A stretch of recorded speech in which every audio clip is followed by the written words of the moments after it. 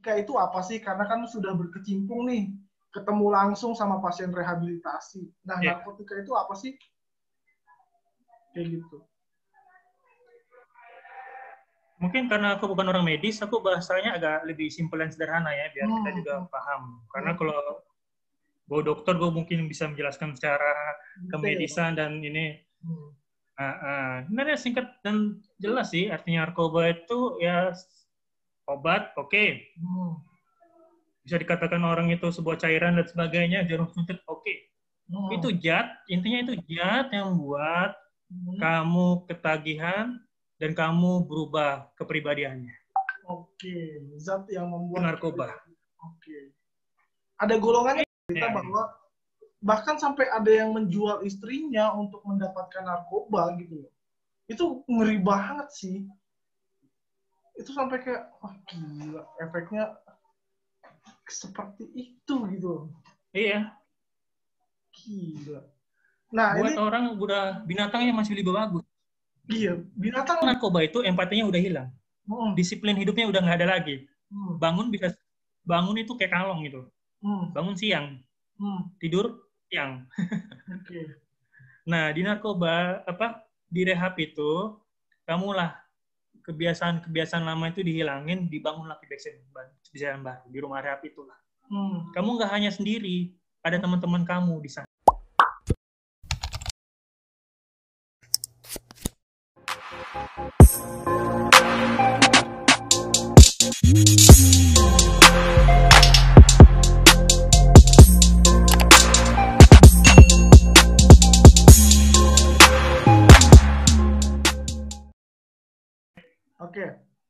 Oke, gimana Bang kabar Bang? Kayaknya makin ganteng aja loh. Baik. Aduh. Itu fakta memang. Iya sih, fakta ya. Udah lama nggak ketemu ya kita ya. Udah beberapa tahun nggak ketemu gitu. Gue jadi kayak kangen untuk 3 tahun kali ya? 4 tahun 3 tahun. Kayaknya sekitar segitu lah ya. Iya, sekitar segitu. Oke. Jadi Wah, sekarang jadi suka main. Kenapa? Jadi gue tuh ketemu lu waktu Sekarang jadi ini YouTuber. ya sambil ngajar juga sih sebetulnya, iseng-iseng waktu aja gitu loh. Oh iya iya. Gue tuh dulu nggak terlalu dekat banget kan sama lu waktu di BNN kan, waktu masih Iya. pelayanan di BNN kayaknya masih nggak terlalu deket banget ya. Pas akhir-akhir mau pulang kayaknya deket gue sama lu karena nyusun laporan kali ya. Ketika itu. Dan gue dulu nyusun laporan di BNN parah sih. Maksudnya memang nggak ngerti apa yang harus gue tulis gitu.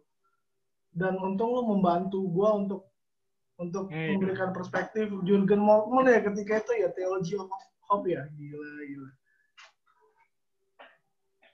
Nah, gue tuh sebenarnya mau nanya Masih sama ingat lu. ya? Iya, gue masih inget banget. Tapi ini pertanyaan gue yang masih belum gue tahu. Lu kenapa mau ngambil di BNN, Bang? Karena kan orang teologi Kenapa kan mau ngambil di BNN? Iya, karena kan orang teologi kan. Ya karena Kenapa? Singkat cerita ya, sebenarnya gue kan lulusan teologi, asal gereja KBP. Hidup Fokus AKBP. gue setelah lulus tentu jadi pendeta kan. Nah. Iya, gereja. Kembali mau ke gereja jadi pendeta. Gue udah coba ujian. Terus? Barang-barang teman gue itu. Nah, tapi sayangnya ya gue bukan di situ tempat gue, nggak lulus. Oke. Habis itu gue cukup lama, kira-kira berapa bulan nganggur. Di situ gue bergumul, gue berdoa terus. Ya Tuhan, saya mau kemana ini? Iya, mau ngajar, mau apa, gue dalam doa. Gue bawa dalam doa lah semuanya. Adalah lamaran di BNN, ditulislah bisa S1. Masalah itu jurusan agama lah dibilang, khusus teologi. Karena ada juga bagian Muslim dan Kristen. Aku lamar, aku berdoa itu. Tuhan, kalau ini bisa, bantu saya, permudah saya. Aku lamar, semua proses dan sebagainya, masuk puji Tuhan, ujian dan sebagainya, lancar. kuimani lah, oh ternyata di sini tempatku. Gitu. Karena secara bukan sebuah rencana gitu, bukan cita-cita dari awal. Jadi kayak ya udahlah, Tuhan mau nempatin saya di mana juga ikut aja gitu. Yang penting saya berproses dan berpelayanan seperti itu. Menarik sih, keren sih, kayak untung-untungan aja jadinya. Iya, ya sudah, bukan dalam artian ya sudah dalam komitmen. Oke, menarik sih. Itu menarik banget sih. Sorry, nggak kedengaran? Kedengaran. Nah, ya. Lu kan di Balai Besar Rehabilitasi BNN nih, udah berapa tahun lu jadi staf bimbingan mental di BNN? Mungkin jalan 5 tahun lebih lah. Jalan 5 tahun lebih. Gimana rasanya? Iya. Melayani untuk gimana rasanya melayani untuk pasien rehabilitasi? Rasanya semakin apa ya? Kita semakin tahu kalau kita itu bukan siapa-siapa. Iya. Kalau kita semakin, gue ngerasa gue harus semakin bersyukur. Oke. Itu aja sih. Menarik. Gue seneng selalu ngobrol sama lo tuh, gue seneng. Lu selalu memberikan perspektif apa ya, teologis iya, tapi ada filosofisnya juga kayak gitu. Nah, mungkin gini. Sip. Gini Bang, mungkin ini pertanyaan awam yang sebelum kita ngobrol gini, gue sempat riset kayak gitu kan, sempat tanya-tanya temen gue juga kayak gitu. Sebetulnya narkotika itu apa sih? Karena kan sudah berkecimpung nih, ketemu langsung sama pasien rehabilitasi. Nah, narkotika itu apa sih? Kayak gitu. Mungkin karena aku bukan orang medis, aku bahasanya agak lebih simpel dan sederhana ya, biar kita juga paham. Karena kalau gue dokter, gue mungkin bisa menjelaskan secara kemedisan dan ini. Sebenarnya singkat dan jelas sih, artinya narkoba itu ya obat, oke. Bisa dikatakan orang itu sebuah cairan dan sebagainya, jarum suntik, oke. Itu zat, intinya itu zat yang membuat kamu ketagihan dan kamu berubah kepribadiannya. Oke, zat yang membuat narkoba. Oke. Ada golongannya kan? Kamu. Nah, sebenarnya kan kalau secara hukum kan ada 3 golongan ya. Golongan pertama itu benar-benar dilarang. Golongan kedua itu bisa, tapi hanya untuk pendidikan dan medis lah, penelitian. Golongan ketiga bisa untuk obat, tapi sangat dibatasi. Oke. Mungkin jenis-jenisnya itu para dokter lah bisa menjelaskan. Oke, menarik. Gitu. Lalu kemudian kan tadi Abang menjelaskan bahwa dampaknya itu bisa buat kita kecanduan. Apa dampaknya, Bang? Bisa kalau misalnya memakai secara berlebihan seperti itu. Nah, pertama kan saya bilang itu kan zat yang buat ketagihan. Awal kenapa mereka bisa nagih? Kenapa? Tentu karena satu hal. Kenapa? Enak. Itu aja. Enak. Hal yang paling enak di dunia, saya bisa ngomong gini, hal yang paling enak di dunia, oke lah kita sebagai laki, gue sama lo laki mungkin mikirnya apa? Seks ya. Mungkin itu kan? Atau main game, atau apa. Tapi narkoba bisa memicu lo rasa paling enak di dunia dari itu semua. Itulah. Pertama itu ya buat ketagihannya ya. Nah, udah gitu, karena nggak ada lagi hal yang paling enak, secara medis kan dikatakan narkoba itu membuat ada cairan di kepala kita yang mendukung kita buat nyaman dan enak, itu dopamin. Itu narkoba memicu semua. Lo kalau ingat ada sesuatu yang enak, itu pasti lo berusaha untuk melakukannya terus. Iya, kayak makan daging enak babi. Nih kemarin. Kayak makan daging babi. Iya, makan bakso yang mana aja udah enak, lo situ terus nagih kan? Iya, betul. Apalagi narkoba yang bersifat apa istilahnya? Dia racun terekam di kepala itu. Udah paling enak, nggak ada lagi yang enak, udah terekam. Akhirnya apa? Karena itu yang paling enak, ya, lo kejar itu terus. Narkoba membuat orang nggak bisa menguasai dirinya, pingin itu yang utama. Bukan hidupnya, bukan siapa-siapa, hanya narkoba. Dan tahu sendiri harga narkoba itu berapa. nggak ada harga narkoba itu murah, nggak ada. Bervariasi ya? Efeknya apa? Bervariasi. Gaji lo sehari Iya ya, habis dalam betul. sehari bisa. Betul, betul, betul. Jadi efeknya karena bersifat racun dan apa kan efeknya tahu sendiri, entah dari fisik kita, kita jadi apa, fungsi-fungsi organ kita rusak, jantung dan sebagainya, itu dokter bisa menjelaskan. Kita tahu lah itu semua.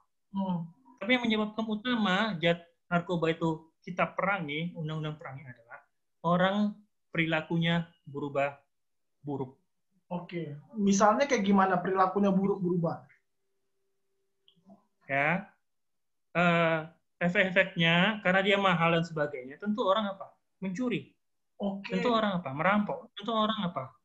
Jual diri dan sebagainya. Demi narkoba yang harganya mahal itu. Wow. Dampaknya bukan hanya kepada diri sendiri, bukan hanya kepada kesehatan, semua dimensi hidupmu habis. Oke. Keluarga, udah. Hilang kepercayaan. Uang bapak, uang mama bisa kau ambil, tuh orang keluarga, uang apa, motor kau jual semuanya. Rumah keluarga kau jual bisa itu karena narkoba. Pertemanan, habis sudah. Kau cari teman cuma apa, nyari duitnya atau apa. Apalagi agama, jangan ngomong agama, udah habis lah itu. Tuhan udah narkoba itu. Iya, gue setuju. Nah, Tuhannya udah narkoba, udah sampai narkoba itu. Nggak ngomong Tuhan lagi, ngomong narkoba tiap hari. Mau segi apa lagi? Pendidikan, mana kepikiran matematika dan apa? Kepikirannya apa? Hari ini gue pakai berapa ya? Semua dimensi hidupmu habis oleh karena narkoba. Makanya itu sangat kita perangi. Oke. Mungkin itu bisa singkatnya. Oke. Bahkan gue masih ingat sih Bang, maksudnya pernah pasien rehab waktu gue pelayanan di BNN juga, waktu lu bimbing juga kan. Bukan lu yang bimbing, Karael yang bimbing. Nanti gue takut ini kan. Jadi ada yang cerita bahwa bahkan sampai ada yang menjual istrinya untuk mendapatkan narkoba gitu. Itu ngeri banget sih. Itu sampai kayak, wah gila, efeknya seperti itu gitu. Iya. Gila. Nah, buat ini orang udah binatangnya masih lebih bagus. Iya, binatang lebih bagus ya. Gila. Iya, maaf kata ya, itulah bahaya narkoba. Bahayanya narkoba seperti itu. Gue setuju sama lu. Oke kan, ini juga berkaitan dengan pertanyaan yang lain, Bang. Misalnya, lu kan kerja di rumah rehabilitasi nih, balai besar rehabilitasi. Lalu kemudian banyak orang yang nggak tahu tentang rumah rehabilitasi ini. Lu bisa cerita sedikit nggak sih tentang rumah rehabilitasi?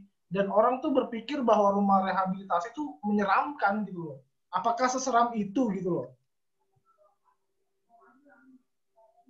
Yang pertama, kenapa harus ada rehab ya? Itu dulu yang kita pikirkan. Ya, kenapa harus ada rehab? Ya, kenapa harus direhab? Kan? Betul. Narkoba saya bilang lagi, itu bukan hanya merusak fungsi tubuh. Nagihnya itu bukan merusak dalam diri lo, tapi merusak pribadi dan semuanya. Yang menjadi titik hancur bagi orang ketika ketagihan adalah kemampuan dia untuk mengenal diri, kemampuan dia untuk berfungsi seperti masyarakat biasa. Kemampuan dia untuk menolak itu. Nah, kenapa harus direhab? Ketika direhab, tidak hanya supaya orang itu jajatnya di narkoba itu hilang, dijaga supaya apa, tapi dia dikembalikan supaya bisa hidup berfungsi lagi. Pikirannya nggak hanya ke narkoba dan sebagainya, dikuatkan pikirannya, dikuatkan batinnya, dikuatkan mentalnya dan sebagainya. Gitu. Kenapa itu harus ada rehab? Makanya siapapun yang punya saudara atau apa, ya langsung aja. Jangan pikir panjang karena itu narkoba makin lama makin sulit. Makin sulit sembuhin. Lo tahu sendiri kan? Iya. Satu tahun aja baru pakai udah pusing kita. Apalagi udah bertahun-tahun. Tapi masih ada harapan. Tetap. Betul. Gitu. Ulang lagi tadi gimana? Ada pertanyaan lagi? Nah, rumah rehab itu apa sih sebetulnya gitu loh? Karena kan pemahaman orang itu kan rumah rehab itu menyeramkan. Dididik ala-ala militer misalnya kayak gitu. Itu mungkin yang ada di awam seperti itu. Oke, tadi kan direhab supaya dia kembali ke fungsinya. Nah, rumah rehab inilah di tempat ini ada berbagai metode yang mendukung orang tersebut kembali kepada fungsinya. Gitu. Di rumah rehab ini pertama tentu fisiknya dulu, kan udah rusak tuh fungsi dan sebagainya. Orang pakai narkoba itu nggak ada yang badannya sehat dan bugar. Kelihatan ini enggak. Kurus-kurus sudah kayak tulang aja. Iya, betul. Nah, pertama di rumah rehab itu nanti kamu akan kesehatan dan fisikmu dipulihkan dulu secara fisik. Zat-zat dihilangi dulu. Makin gemuk, makin segar. Amin. Habis itu di rumah rehab kamu diajarin apa? Makin gemuk ya. Diajarin apa? Diajarin orang narkoba itu empatinya udah hilang. Disiplin hidupnya udah nggak ada lagi. Bangun itu kayak kalong gitu. Bangun siang. Tidur siang. Nah, di narkoba di rehab itu kamulah kebiasaan lama itu dihilangin, dibangunlah kebiasaan baru di rumah rehab itulah. Kamu nggak hanya sendiri, ada teman-teman kamu di sana. Nanti sama-sama teman yang lain, di situ nanti kami ada tim-tim yang mendukung profesional lain, ada konselor, ada psikolog, ada perawat dan sebagainya yang mendukung kamu semua dari segi dimensi. Kayak saya juga rohaniawan, ya. Ibadah kamu diperbaiki lagi. Habis itu kebiasaan kamu yang udah rusak, udah bangun nggak bisa makan cuma narkoba aja, nggak kenal makan dengan sehat, makan kamu dijaga, ya. Hati kamu mungkin hanya mikirin diri sendiri, kamu diajak untuk berempati, saling mengerti, saling apa, kamu dikuatkan oleh teman-teman kamu. Jadi rumah rehab itu adalah tempat kamu kembali menjadi manusia yang berfungsi. Banyak hal-hal yang baik dilakukan. Bersekutu, di situ dibentuklah kamu kebiasaan-kebiasaan baik, ya. Habis itu saling menolong, saling menguatkan. Itu rumah rehab. Oke. Programnya apa, Bang? Kalau begitu, misalnya kan Abang tadi menjelaskan bahwa saling support, saling menguatkan satu dengan yang lain. Apa programnya? Lalu apa yang dilakukan sehingga para pasien rehab ini memiliki rasa empati? Apa yang dilakukan oleh rumah rehab itu? Gitu loh, programnya seperti itu. Secara spesifik bisa, mungkin secara umum juga bisa. Oke, jadi di tempat saya ini Balai Besar Rehabilitasi BNN ini kan menjadi rujukan utama. Di sini menyediakan fasilitas dan juga beberapa rehab lainnya, tapi di tempat saya ini ada 2 rehab medis dan rehab sos. Jadi pada masuk itu di rehab medis dalam artian ya fisiknya dan sebagainya, itu obat yang saya bilang tadi kan. Entah vitamin diberi, obat diberi, mungkin dia ada pusing atau apa. Pokoknya fisiknya dulu. Nah, rehabilitasi sosial barulah itu batin dan psikisnya dikuatkan. Oke. Kami di sini menjalani konsep secara sosial itu namanya therapeutic community. Jadi saya bilang tadi, nggak sendiri kamu bersama teman-teman. Kamu dipulihkan secara komunitas. Kamu direhab secara komunitas. Nggak akan sendiri, ada teman-teman lain yang sama-sama berjuang. Dengan kekuatan, kebersamaan, itu konsepnya kami sih kekeluargaan. Gitu.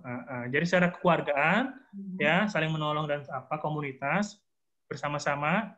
Ada yang lagi sedih, gue lagi nggak kuat nih, gue ngelapa. Ada teman mentara menguatkan. Itulah program di sini nanti. Oke. Gitu. Mungkin bisa cerita sedikit, Bang, mengenai kegiatan secara mungkin kecil aja bisa dijelaskan, simpel aja. Kegiatan yang dilakukan di rumah rehab itu apa aja sih? Oh iya, Oke. Kan orang pengen mungkin kegiatan rumah, mungkin gue agak nggak spesifik nggak apa-apa, yang penting orang punya gambaran gitu loh.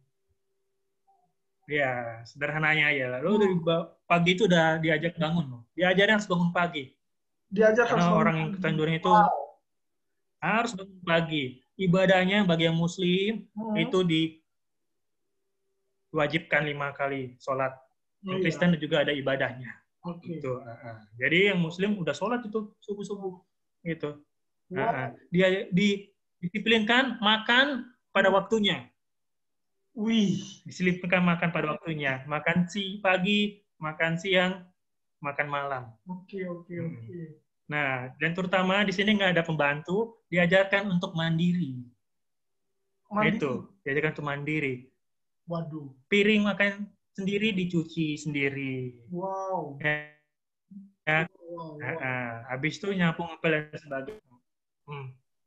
Itu. Terus kamu juga dibekali, nanti tiap ini ada seminar. Dibekali. Gimana kamu dikasih pendidikan, entah seminar tentang kesehatan, seminar tentang pengendalian diri, ya. Karena kadang-kadang narkoba membuat emosi dan apa, ya, psikisnya berubah dan apa. Ada seminar-seminar yang mendukung dan itu dilatih oleh para profesional. Ada seminarnya gitu. juga.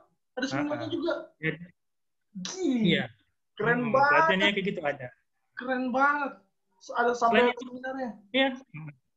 Gila. Selain itu juga diajarkan kamu diberdayakan. Dalam artian diajarkan nanti cara bercocok tanam, hidroponik, hal-hal yang buat kamu survive nanti kalau kamu bisa mikir, aduh nanti gue kerja apa keluar dari sini. Oke. Di sini sudah diajarkan ada beberapa keterampilan. Oke. Mau jadi chief, di sini juga nanti diajarin masakan-masakan buat masak gimana. Gitu. Tapi kalau ada yang mau jadi pendeta gimana, Bang? Oh gitu, amin. Dari kami ntar komitmennya dulu aja. Pulihnya dulu doang. Ya, dia harus dipulihkan dulu, mentalnya dikuatkan dulu. Oke. Karena yang memiliki ini kan yang di atas kan? Iya, benar-benar gue setuju. Oke, mungkin ini pertanyaan yang lain, Bang. Maksudnya yang dari masyarakat awam juga. Sebetulnya bagaimana cara mendaftarkan diri untuk direhab di Balai Besar Rehabilitasi BNN? Gimana caranya daftar? Oke.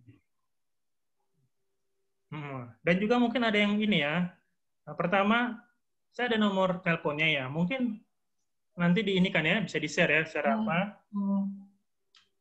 Ada nomor telepon aja. Oke. Nanti informasi dari kami akan menginikan gimana prosedur selanjutnya. Oke. Nggak usah takut tentang biaya, nggak usah takut tentang apapun. Kamu, ada saudara kamu, atau kamu sendiri merasa bingung ada apa gitu. Telepon aja. Nggak mungkin. Kalau gue nggak mungkin, Bang. Karena gue tahu dampaknya negatif kan. Oke, dengar aja nanti kan mau dengar. Telepon aja bagi siapapun. Telepon aja. Telepon BNN.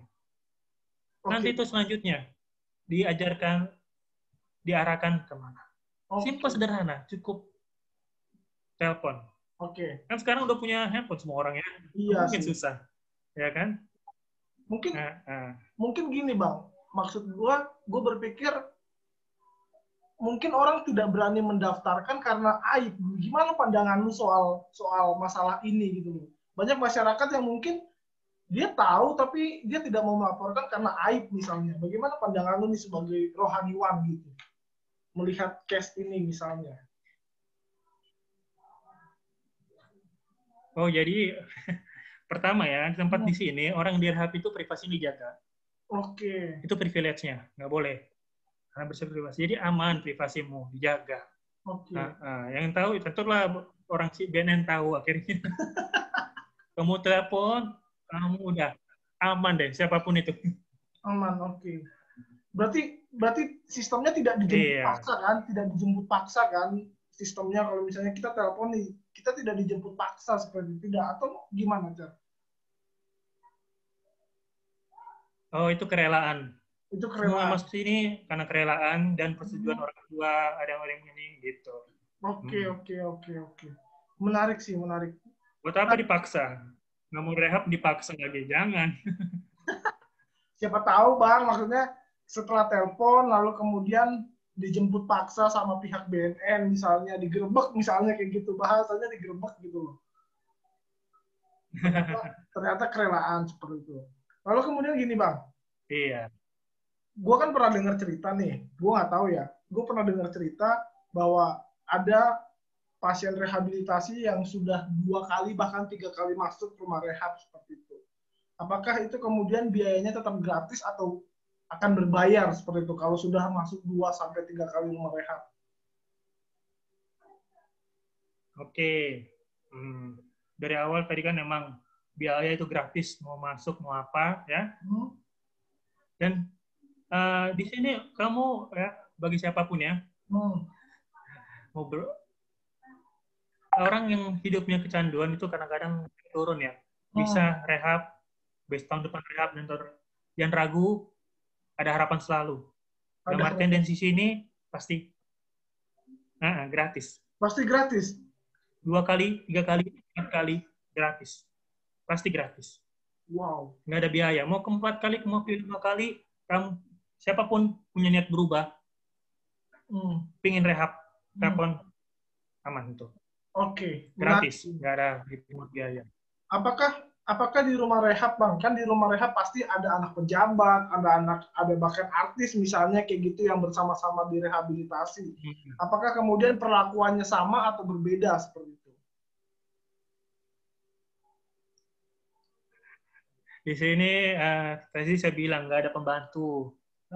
Mau anak pejabat mau apa diajarin disiplin karena itu salah satu bentuk terapi. Oke. Membiasakan diri merawat diri itu bentuk terapi. Bukannya kami menyuruh mereka menderita, itu bentuk terapi. Nyapu, ngepel, dan sebagainya. Gitu. Mau dia baru nggak pernah nyentuh piring untuk dicuci, nggak pernah ngepelin apa, karena ini enggak. Siapapun itu, ya. Di sini namanya di sini harus belajar. Gue nggak ngebayangin para pecandu narkoba baru masuk rehab disuruh nyuci piring itu gue nggak ngebayangin sih. Bisa nggak dia megang sabun gitu? Makanya tadi ada prosesnya. Ada prosesnya. Nggak langsung cuci piring dan sebagainya. Ada prosesnya. Tapi yang tadi saya mau bilang, nggak ada status di sini. Karena sama-sama punya satu tujuan bersama, pulih. Tujuannya sama, ngapa statusnya beda?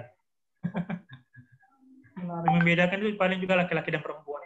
Nggak mungkin laki-laki perempuan disatuin. Oke. Kenapa bahasanya pulih, Bang? Kenapa nggak sembuh? Apa bedanya pulih dengan sembuh? Kalau sembuh kan ya, ada keyakinan dalam sembuh itu kembali 100% kan? Kamu ada luka, ada apa? Sembuh. Hilanglah itu lukanya dan apa. Jujur aja itu makanya efek narkoba itu luar biasa parah. Ya, dia merusak organ, merusak saraf. Sebenarnya itu jujur itu hanya bisa sampai kondisi pulih nggak 100%. Makanya disebut pulih. Nah, tapi bukan berarti hidupmu nggak 100% lagi. Tetap bisa. Makanya itu dikuatkan mentalnya, dikuatkan batinnya. Sehingga dengan kekurangan yang nggak bisa kayak manusia biasa 100%, tapi dengan keterampilan dan apa, mental yang cukup dan apa, kamu bisa kayak baik yang seperti biasa. Makanya disebut pulih. Keyakinannya seperti itu. Perbedaan antara sembuh dan pulih. Sembuh itu kan 100% banget. Kalau pulih, secara ini, enggak 100% dia, tapi tetap seperti normal bisa. Dengan dilatih dan kekuatan komitmen. Oke, menarik. Ini bagus banget. Ini mungkin pertanyaan gue pribadi, Bang. Kan lu sebagai orang teologi gitu kan, pasti pernah berkhotbah untuk jemaat di gereja, lalu kemudian ketika lu masuk balai besar rehabilitasi, lu harus berkhotbah kepada pasien rehab. Bedanya apa nih? Gitu loh. Secara tantangan, secara mungkin metodologi tafsir, macam-macam tantangannya gimana? Khotbah di gereja, lalu kemudian lu masuk dalam balai besar rehabilitasi, lu harus khotbah di depan pasien rehab. Bedanya apa? Dan kelemahan dan keuntungannya apa? Karena terang firman, kalau saya dan ini Kristen, tentu terang firmannya harus tetap satu itu sama kita itu. Itu kasih Tuhan. Ya kan, nggak mungkin kasih Tuhan itu beda. Iya, oke. Cuma difokuskan kepada mereka itu tentang difokuskan kasih Tuhan yang menerangi tentang pertobatan, tentang apa ya, kesempatan, selalu ada kesempatan. Biasanya saya fokus saya kepada itu, pertobatan dan selalu ada kesempatan. Gitu. Dan ada tema-tema lain, nggak ada berubah secara ini. Nah, tapi tema-tema karena mereka spesifik secara ini, yaitu pertobatan, habis itu kesempatan kedua. Mungkin ada hal yang lebih spesifik, misalnya mereka ada tentang apa ya, hubungan masih ada dendam dan apa, ya udah tema tentang memaafkan dan sebagainya. Tapi tetap kalau saya sendiri, saya pribadi, terang kasih Tuhan tetap diwartakan. Wis, mantap. Ini teologi banget nih. Terang kasih Tuhan tetap diwartakan. Bagaimana dengan komunikasi? Pak, maksudnya komunikasi dengan jemaat di gereja, kemudian dengan pasien rehabilitasi, apakah ada kesulitan atau mungkin sama aja sebetulnya gitu.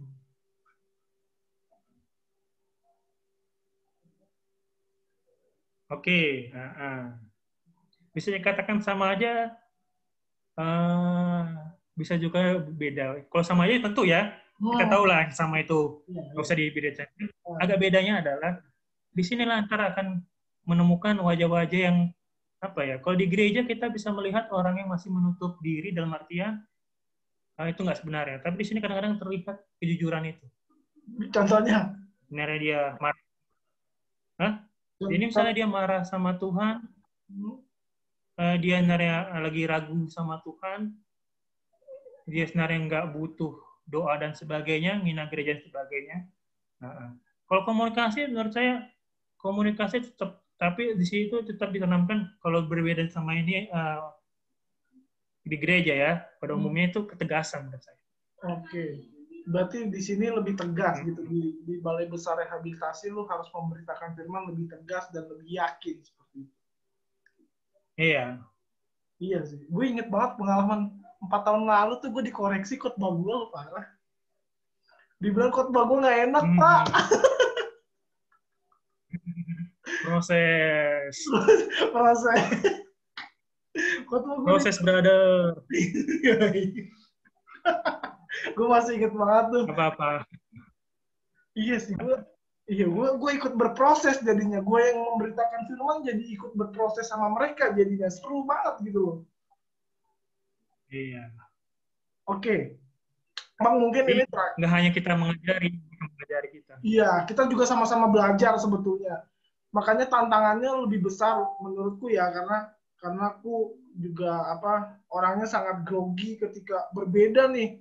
Ini yang satu kita nggak tahu karakternya, tiba-tiba ngomong nggak enak, yang satu pendiam aja. Pendiamnya apakah dia ngedengerin atau dia mikir, oh ini khotbahnya panjang amat gitu. Jadi tekanannya tuh lebih dapet gitu. Kalau khotbah di Balai Besar Rehabilitasi itu lebih dapet. Waduh. Oke, terakhir Bang, sebelum kita tutup. Mungkin gini, mungkin ya, gue nggak tahu. Mungkin ada orang atau anak muda yang nonton podcast kita nih, kebetulan dia pemakai juga gitu. Apakah yang ingin lu sampaikan? Apa yang ingin lu sampaikan sama orang yang nonton ini? Kita kan nggak tahu ya, bisa jadi viewer gue kan bisa random kayak gitu, entah mungkin anaknya yang kena atau saudaranya seperti itu. Gimana nih pesan lu?